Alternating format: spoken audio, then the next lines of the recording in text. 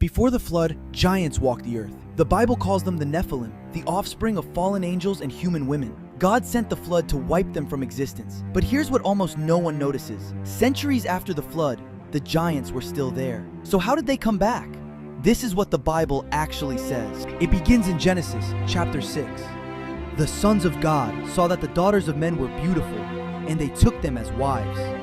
The ancient Book of Enoch names them 200 angelic beings called the Watchers, who descended on Mount Hermon and broke a divine law. They took human wives, and they taught mankind what was forbidden: weapons, sorcery, the secrets of the stars. And from those unions came something that was never meant to exist: the Nephilim, giants. The Bible calls them the mighty men of old, the men of renown. But they weren't heroes. The Nephilim ruled through fear. Scripture says the earth became filled with violence and corruption, so much that God regretted making man. The flood wasn't random destruction, it was a reset, a judgment sent to erase a bloodline that had corrupted creation itself. Noah and his family were spared.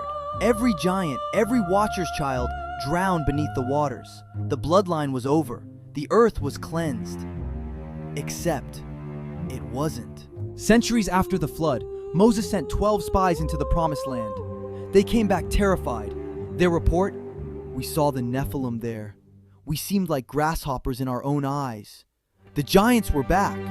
The Bible names them again and again: Og, king of Bashan, whose iron bed measured over 13 feet.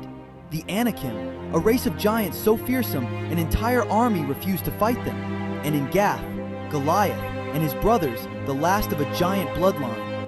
The flood was supposed to end them, yet here they were, walking the same earth generations later. So how did the giants survive a flood meant to destroy them? Genesis 6 gives one haunting clue. It says the Nephilim were on the earth in those days, and also afterward. Afterward, as if Scripture itself knew they would return. The Bible never fully explains how. Some believe the Watchers simply did it again. Others, that the bloodline passed through the flood itself. The text leaves it open, a mystery hidden in plain sight in the pages millions have read and never questioned. If this rewired how you see Genesis, there's a whole universe of it on this channel. Start with what the Watchers really were. It's on screen now. And subscribe, because the deeper you go, the stranger it gets.